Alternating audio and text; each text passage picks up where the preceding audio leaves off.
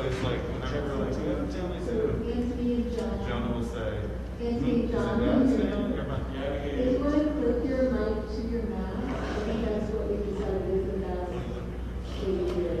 Can we just hold it over and watch it? If you'll remember to.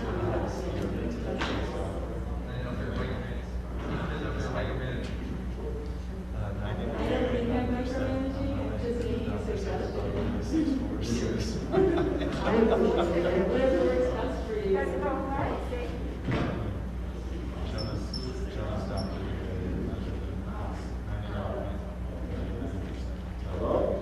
can hear you now. Jonah's just like, So Anthony, maybe you can roll it right out to you. So you can recover into it. yeah. John, you can tell yours. Make sure you're speaking, like everyone verbally, or speaking slowly and louder than feels comfortable. For adults.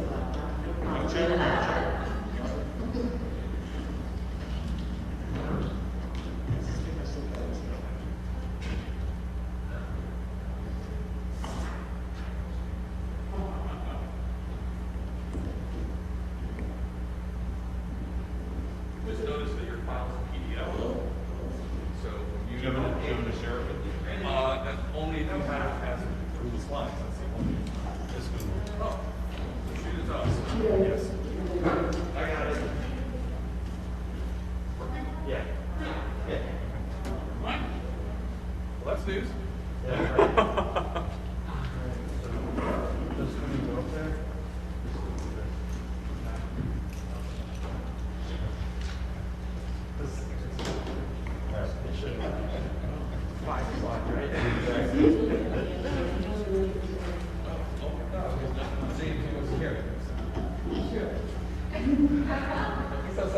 I know how you are right now.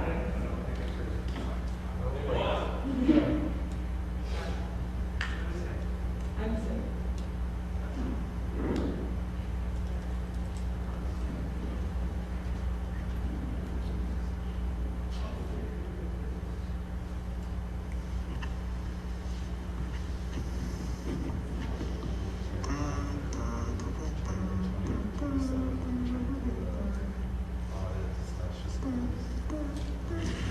Good? Okay, thank you so much. So I'd like to call the January 11th, 2021 board meeting to order. Happy New Year, everyone. Please stand for the pledge.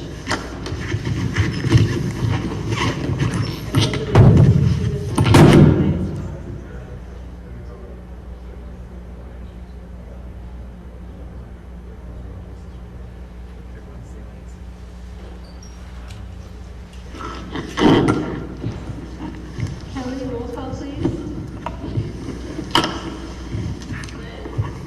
Delayed.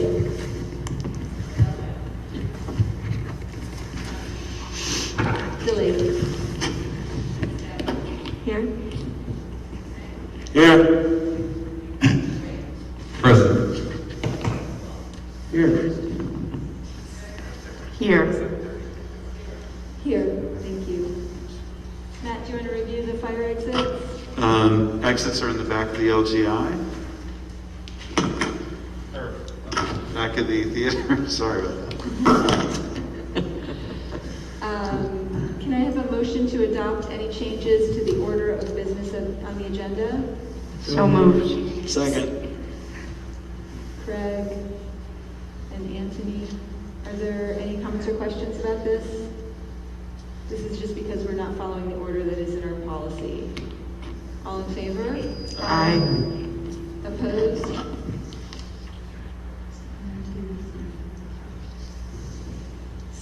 Passes 7-0. We're going to be open to the public now. Is there anyone here that would like to make a public comment?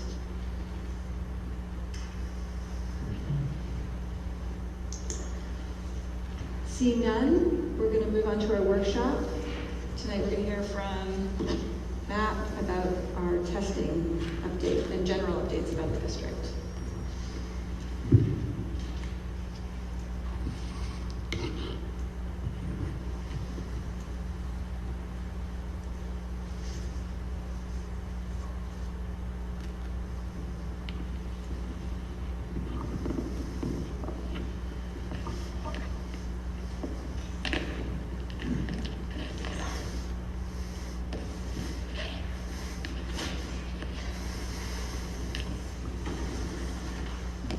Good evening, everyone. I just have a pretty brief update tonight on various things that we are working on.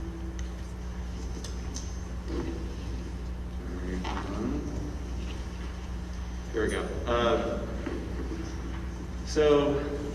Just some updates on some things that are being worked on right now and coming up in the future.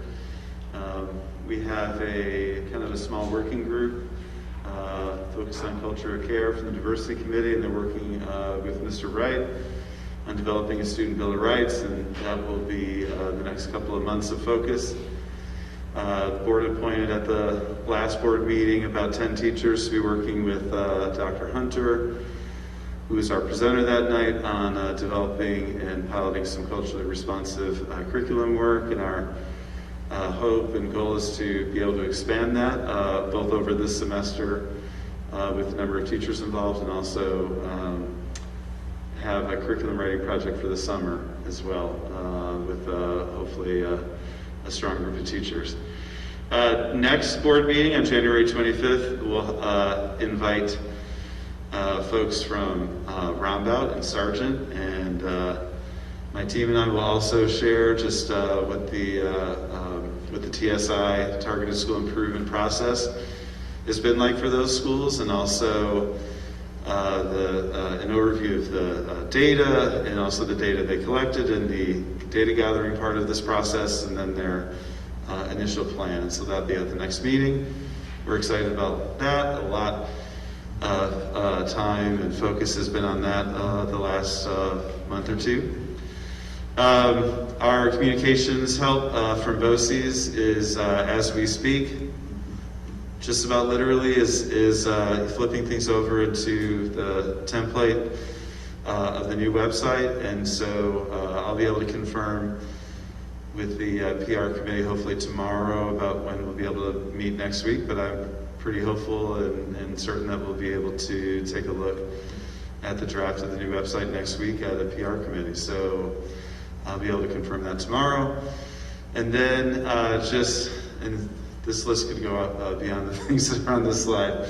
But we are really working hard with the facilities committee and our new architects to really start digging in on what should be in our next capital project.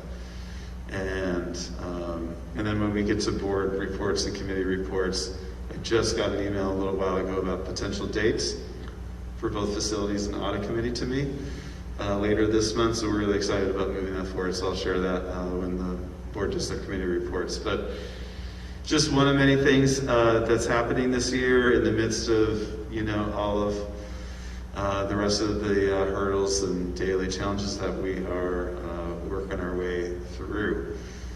So along with that, we have a budget. So the governor gave a State of the State today. I will have to check it out when I get home tonight or during some spare time this week, because it was a little busy. But Henry, his first budget comes out by January 19th. So his first budget that we get to look at comes out on January 19th. So on the 25th, along with all those TSI presentations and discussion, we will be doing kind of our first budget overview. We've spoken about this before, but just to reiterate, there's obviously been a pretty substantial financial downturn in the state due to the pandemic.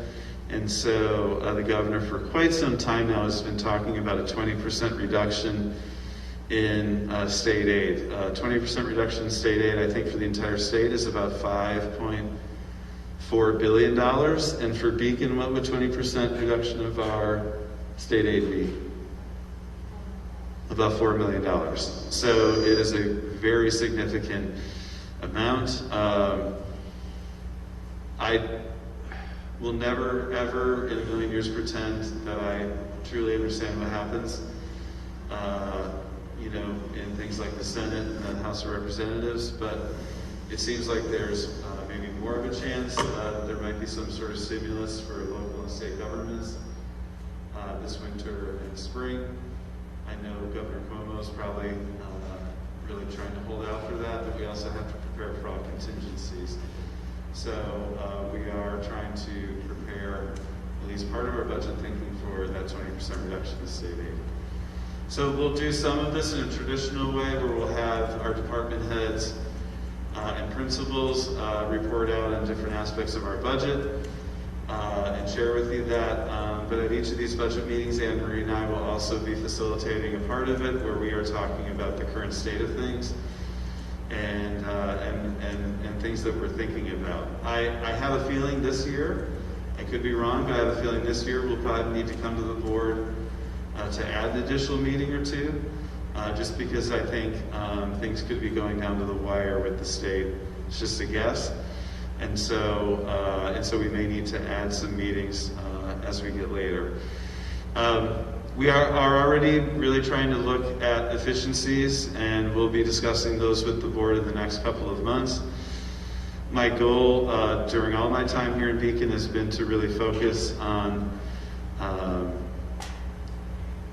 improving our programming for students, and then when we're facing a more difficult budget year, to keep our student programming as whole as humanly possible. So that will be our goal moving forward with the budget and looking for efficiencies in everything else that we do. So it takes you through the calendar all the way to the May 18th budget vote. So we have a lot of work to do with that, and we will do it in a thoughtful and transparent way. But I'll always put the asterisk there. We could be facing some pretty difficult scenarios given the potential cuts in state aid. And so we'll keep our fingers crossed, but prepare for everything.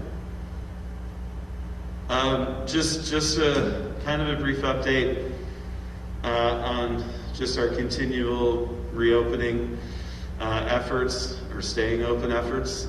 So it's been a little bit of a frustrating few weeks because, and I say this with some understanding because this has been a difficult year for everyone, I think, from all levels of things in education. But we're at a point where guidance from the state level is kind of getting into a gray area, to say the least. And so in previous meetings and in previous town halls, I've talked about yellow, orange, and red zones.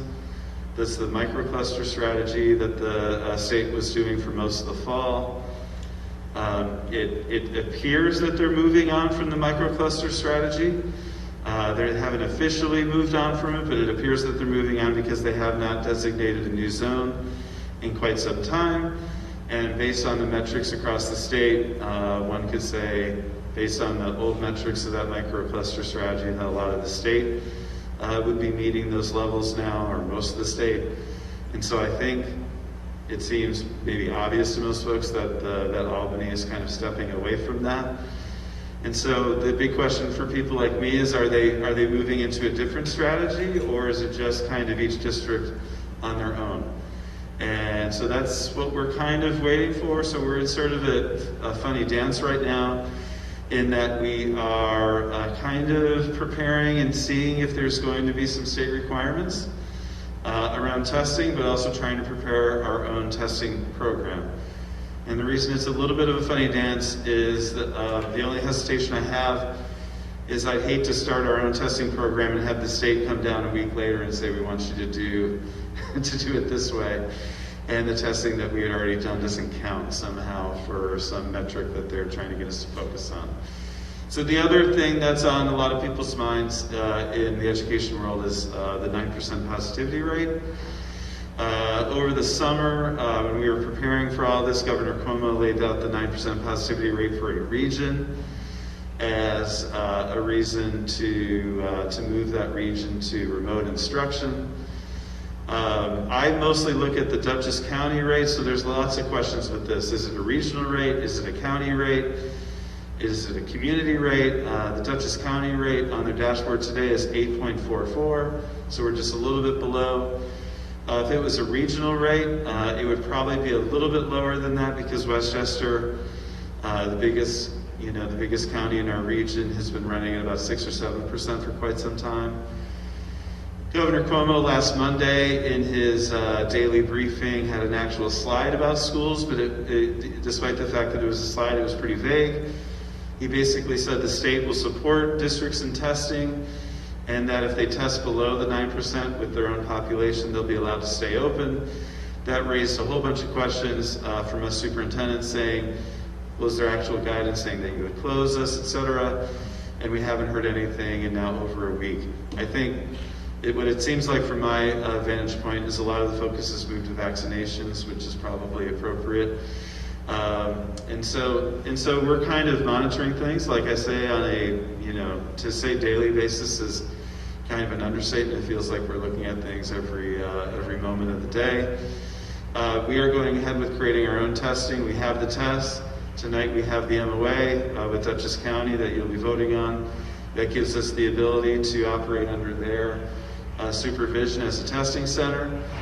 And so we're just going to move ahead with testing and hope that what we do with testing meets what the state could require if they do require testing for us. I'm sorry if this last little 3 minutes was confusing. It is a kind of a confusing time for all of us, but with that confusion, I always try to go back to the essentials of our plan. And I've always said from the beginning, our plan is cautious and safe. We've dramatically reduced the number of kids in each class. We've really focused on mask wearing throughout the day. We've really focused on, communication, screening, talking with families, working with the health department when we do have a case, and we'll keep doing that. So whether we get additional guidance from the state or not, we'll focus on the safety of our plan, monitoring it really closely, and adding this testing layer in the next couple of weeks. And I'll talk a little bit more about that in a sec. Vaccinations are in the news right now. So over the weekend, they opened 1B, which includes educators. It includes a lot of first responder type people and people over 75, and also educators. So we have a meeting with Dutchess County where we'll talk about vaccinations on Wednesday, and all these beautiful glimmers of hope and rays of sunshine that we've been seeing the last few days. In regards to this, some of our teachers already have appointments, and some of our staff already have appointments to get vaccinated. Our school nurses were vaccinated last week, so we're excited to get that going. However, both the governor and the county have said it could take us up until April to get through 1B.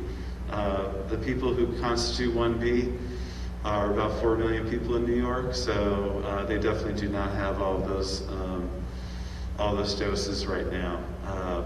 So we're doing whatever we can to communicate and support our staff in getting the vaccine. Challenges of staffing. This is just an ongoing challenge for every district right now. It's not really particular to Pekin.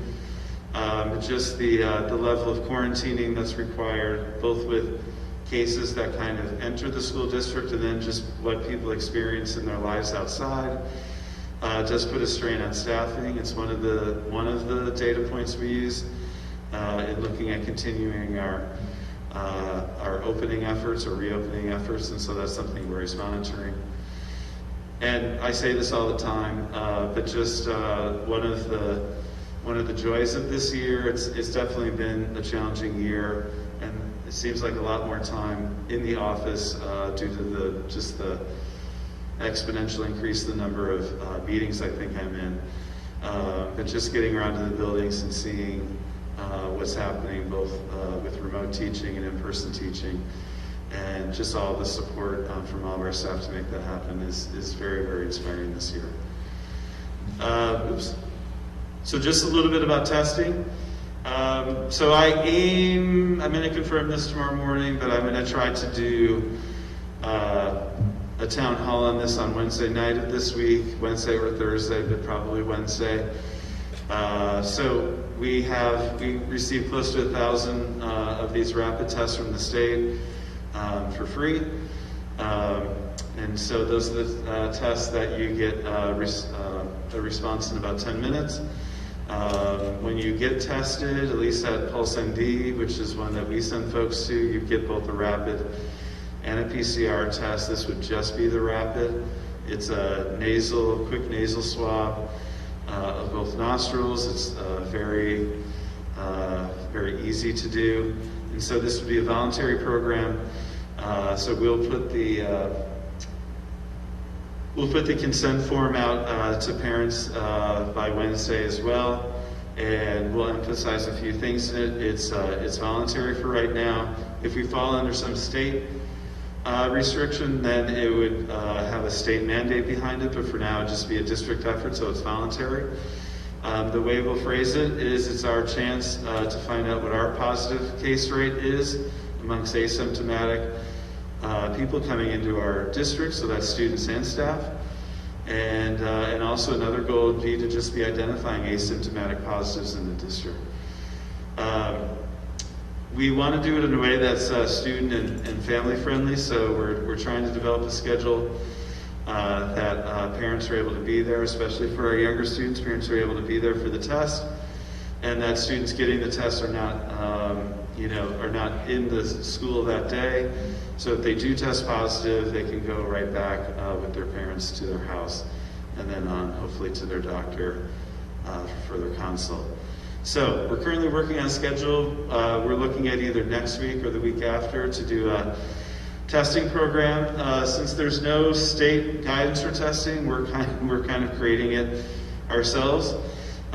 We'd love to get a pretty good sample, so we're looking at least at a couple of hundred tests that we'd like to give in the first round, and we would report our results to the community.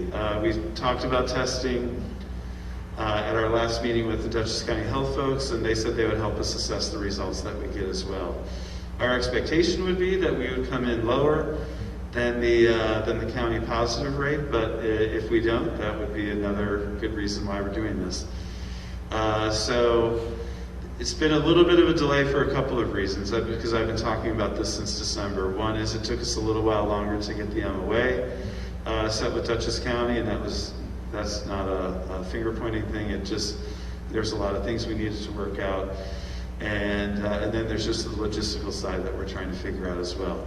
That being said, we are one of the districts looking really strongly at doing this, and I just think it's another layer of safety for the community and for our staff to kind of assess what we're doing. It's obvious that case rates are going up, more emails are going out for me and more robocalls. One just went out a few minutes ago for Glenham, and Glenham has to go remote tomorrow. So we're definitely seeing the reflection of the cases rising in the community. We're seeing that in the district. Again, I go back to kind of the foundational elements of our plan in terms of the in-person being safe. But it is something that we assess all the time. I'm also looking to do an employee town hall on Wednesday afternoon as well. And we're just gonna, keep finding our way through this. If at any time it becomes too difficult either to staff due to quarantining, or I get really concerned with kind of the rising cases across our buildings, we could be looking at, the need for the district to go remote for some short period of time so we can assess further. I don't think we're quite there yet. We keep getting a lot of positive support from the Dutchess County Department of Health, and they've been impressed with all the districts in Dutchess County for how safe schools have been. And quite honestly, they've been really surprised with how safe schools have been. I think we've been one of the places that's really implemented this well. So the next 48 hours or so, we'll have a lot more information about testing with a very concrete plan. Thank the board for their support with all of this. And again, thanks to our staff for just doing everything they're doing this year. Thanks to our families too, because the level of communication has been really outstanding and helped us to identify a lot of things in a really timely way with folks. So that's my update tonight. And we have other things to talk about tonight as well. But does anyone have any questions with the things? Is the testing drive-through still an idea, or you don't know yet? Can you say that again? The testing drive-through, is that still an idea? Drive. Drive-through. Yeah, I mean, it may be kind of some level of drive-through. It may not be full drive-through. People may have to like get out of their cars with the way we may do it, but it will kind of feel like that. It won't be, hurting people into the building unless it's just one part of the building that we can keep people in. But I think mostly we're looking for some sort of kind of quasi drive-through model. Will you need outside volunteers to help or no? What's that? Will you need outside volunteers to help? No, I think our nurses have been great, and they have been willing and ready to do this from the jump. And so I think it's very doable with the staff that we have. We're really lucky. Yeah. You mentioned that vaccinations are available now for educators. Is that currently the educators can get vaccinated? Well, they sort of post the ability to, over the weekend they posted your ability to sign up. And as soon as those slots are filled, like the link goes dead or whatever, you can't click on the link anymore. So I don't have an exact number. I do know some of our staff got appointments this week. We got, both from the governor's office and the Dutchess County office, we got a very strong message of, please don't get frustrated if you got shut out of your vaccine. This could take till April to get everybody done.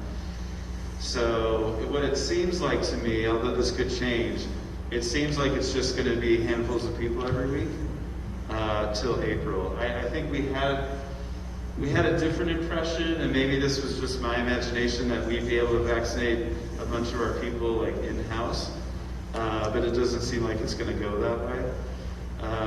So it's just we're trying to work with all of our units and making sure people have time to get the vaccine. We are working with Dutchess County to make sure they know how many people are interested.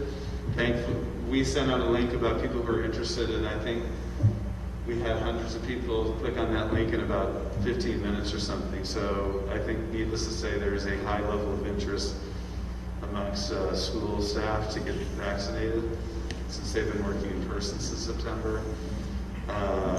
So it's a slow start, and I'll be able to provide more updates. I think we were a little surprised by 1B. I didn't know 1B was going to open on Friday night, and so I was kind of shocked when I saw it. I think we were thinking Monday it was going to open, so some people who are paying attention to social media, I think, got those slots faster than other people. But everyone will have this chance, and it's 4 million people across New York in this 1B. But I think it's great, and I will do whatever we can to support people in getting it. For my second question, which was about what percentage do you think of your staff is interested? It sounds like a high percentage, so that's It's good. very high. That's good. Yeah, Thank you. yeah.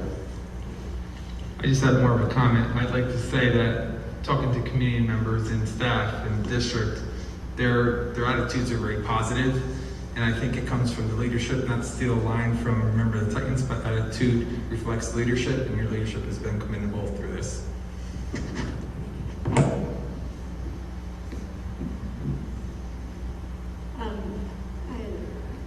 I had a quick question about the budget calendar. I know in the past you've been able to meet with every school through the PTA. Will you be doing that in more of a town hall Zoom way, or how are you? Yeah, we will definitely do that.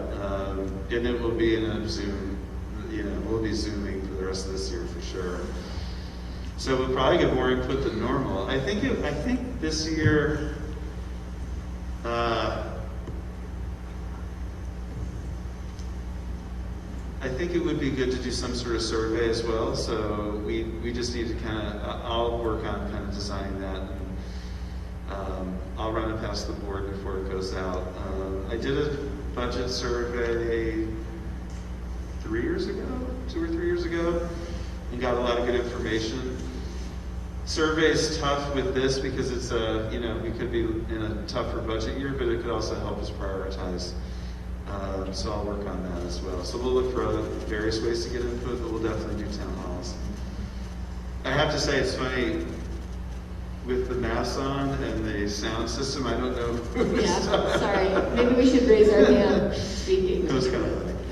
It was like, Anybody else have a question?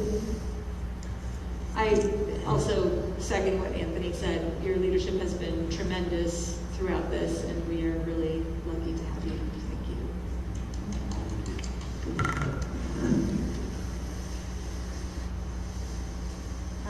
Okay, so do you have anything for executive session, Matt? Do any board members have any questions regarding the agenda that have to be asked in executive session? So I'm going to, do we have to motion to table that then, or we just pass over it? Just Pass over give it. it. Reviewing the agenda, we do have a couple of changes. Agenda item 11.11, resolution 011121C. The resolution language has been revised. And then instructional agenda 11.04, J3 has been removed, N, O, and P, or N has been removed, O has been added, and P has been added. Do we have any school or student presentations? Seeing none, do we have any parent groups tonight? I assume you have no other comments, Matt, for superintendent's report? No. Subcommittee reports and board comments. Craig, do you want to talk about audit committee? Yes, so this is a change from our past practice in that the audit committee will be having more than one meeting a year.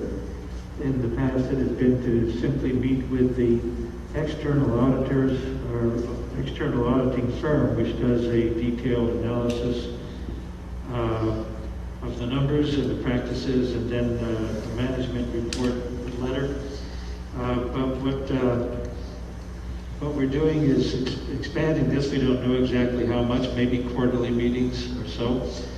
I don't think we've fully discussed the schedule yet, but we do have some news in that we now have an internal audit firm, and we have a draft report from that firm, which some of us have probably opened up and looked at, but we will need to do that in more detail. There are various recommendations provided in there, things that should be done, could be added, and we will be needing to go over that line by line once we get our meeting dates set up.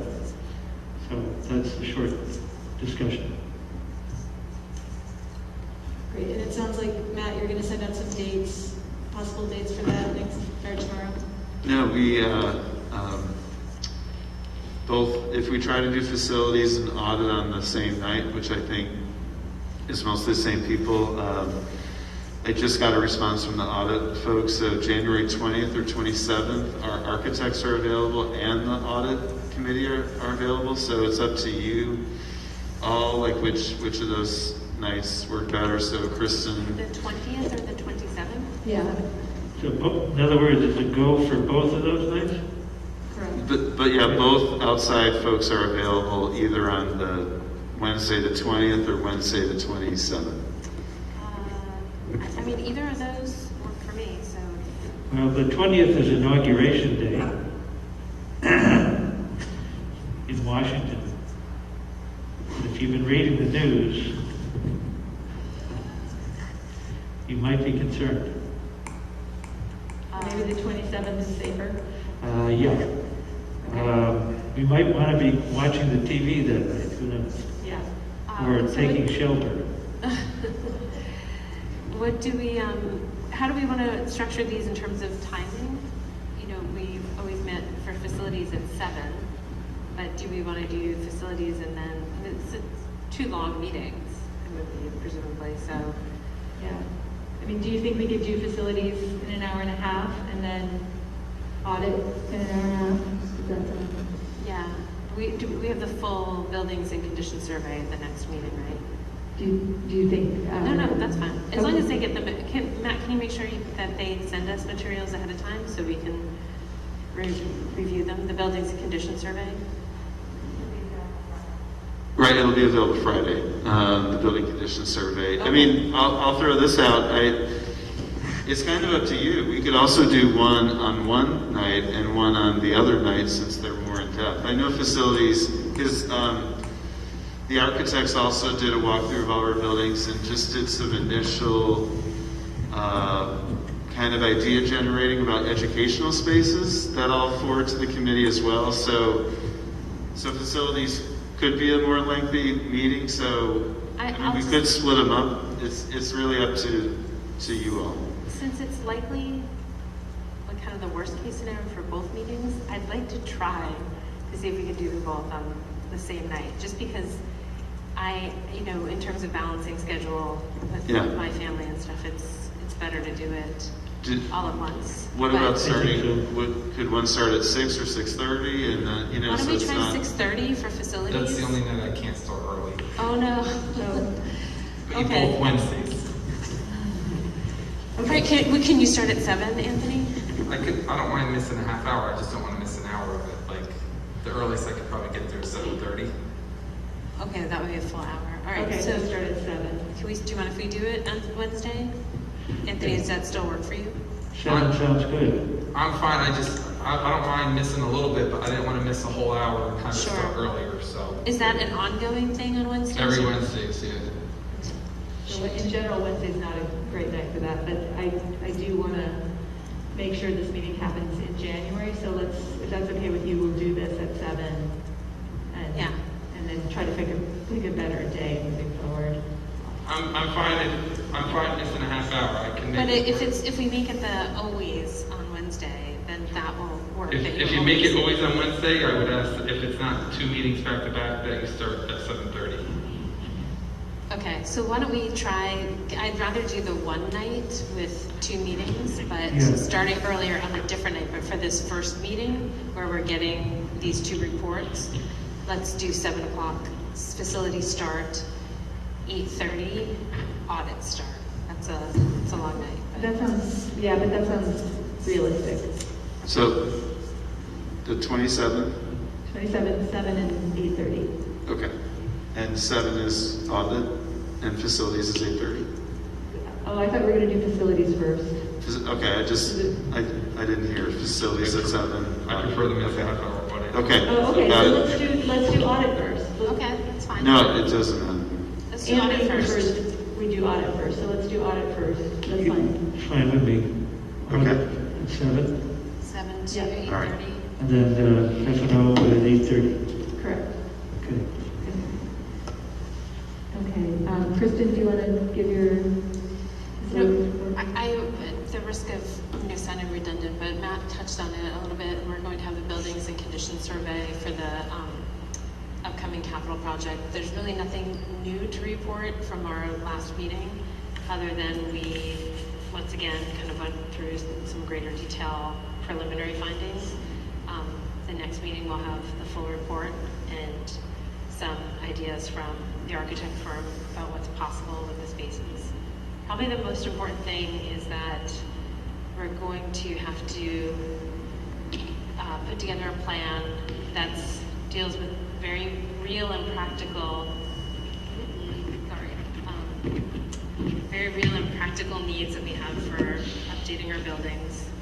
And then we're going to have to fit, what our educational goals are for those spaces into a plan that's going to be largely about updating buildings.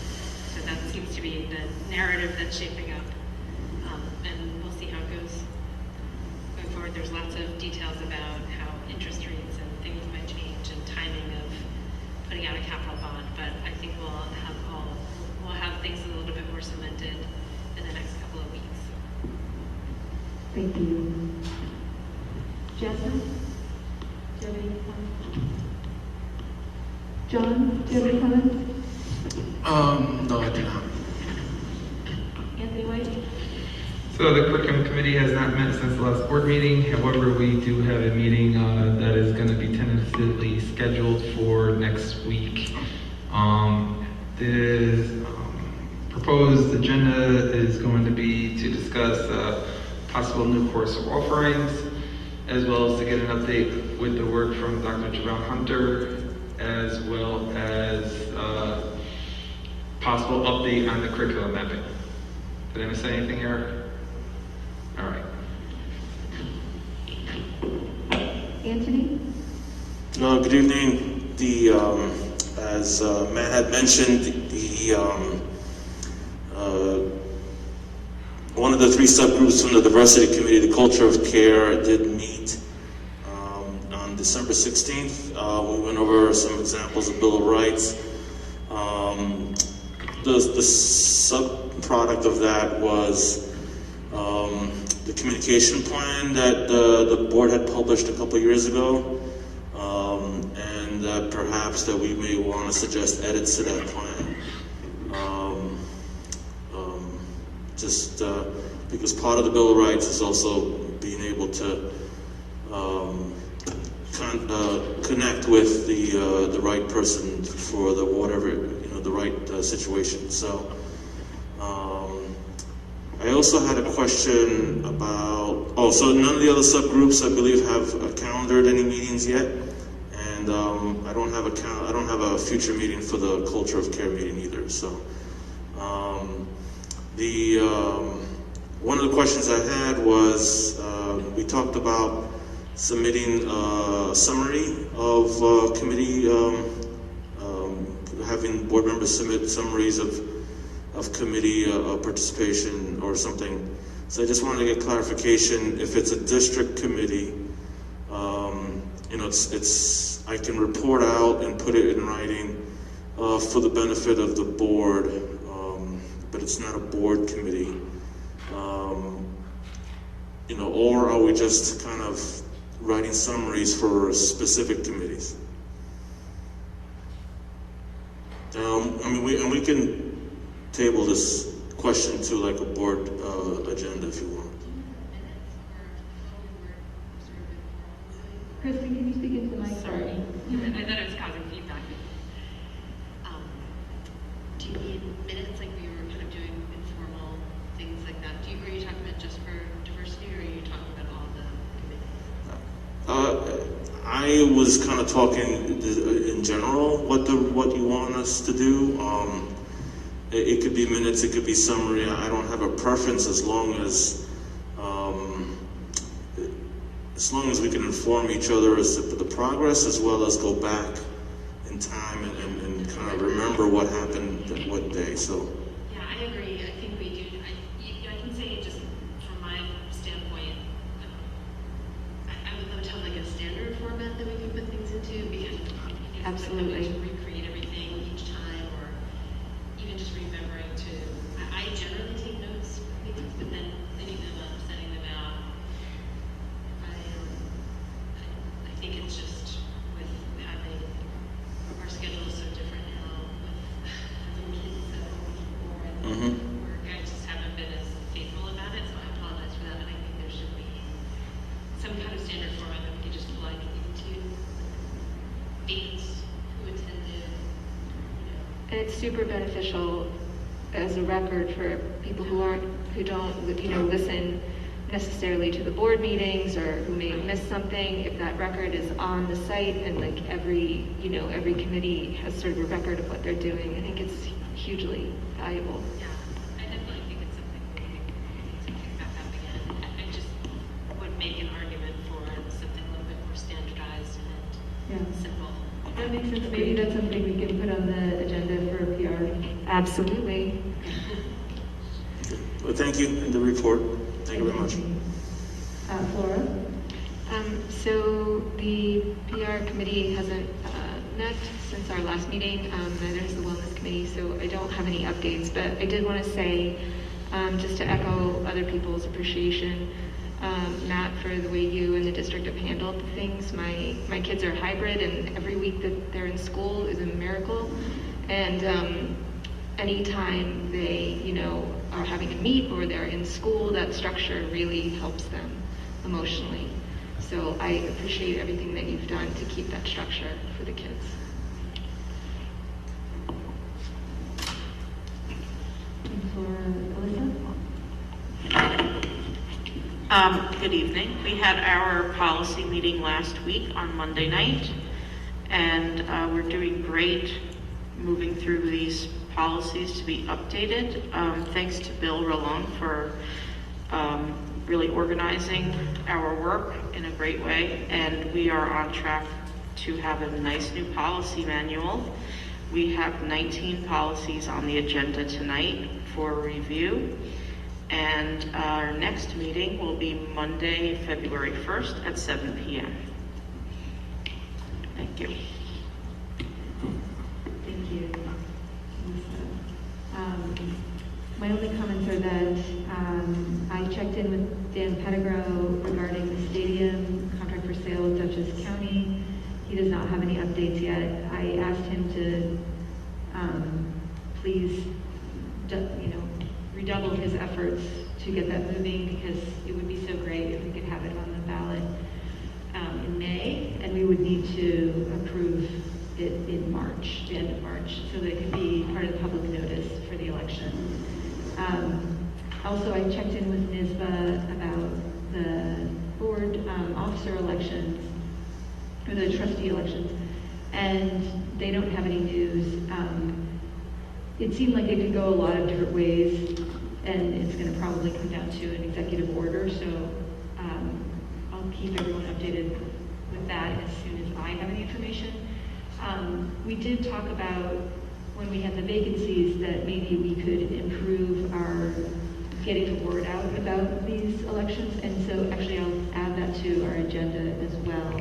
But I think just making a short, very short press release once we know what's going on, and sending it to the various community organizations in Beacon, as well as the religious organizations. I think that would be a good start.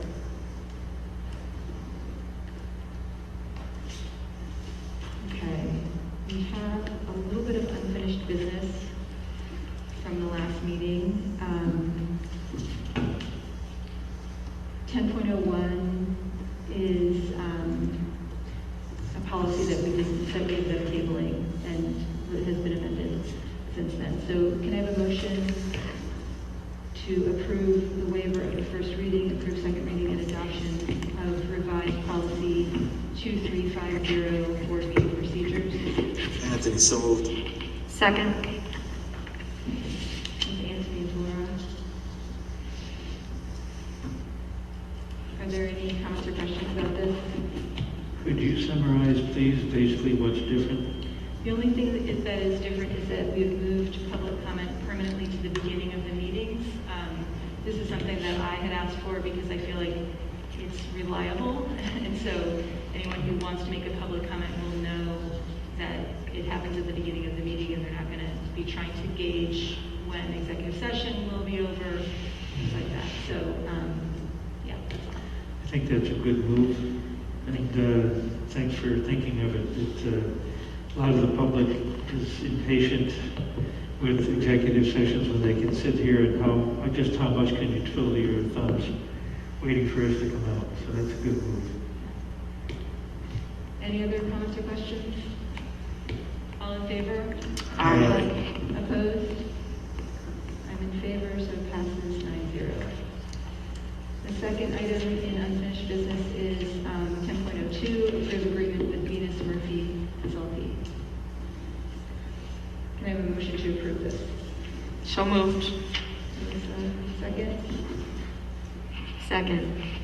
Or are there any comments or questions about this? All in favor? Aye. Opposed? I'm in favor, so passes 9-0. Consent agenda. The use of the consent agenda permits the Board of Education to make more effective use of its time by adopting a single motion to cover those relatively routine matters which are included. Any member of the board who wishes to discuss individually a particular piece of business on the consent agenda may so indicate, and that item will be considered and voted on separately, thus preserving the right of all board members to be heard on any issue. Are there any items that any board members would like to remove from the consent agenda? Okay, can I have a motion to approve 11.01 through 11, 30? Anthony, so moved. Anthony first, Kristen second. Comments or questions? Just on 11.11, thank you for the additional information on there. Any other comments or questions? All in favor? Aye. Aye. Opposed? Passes 9-0. Can I have a motion to adjourn the meeting? Anthony, so moved. Second. Anthony, Alyssa. All in favor? Aye. Opposed? Passes 9-0. Thanks. Have a great night, everyone.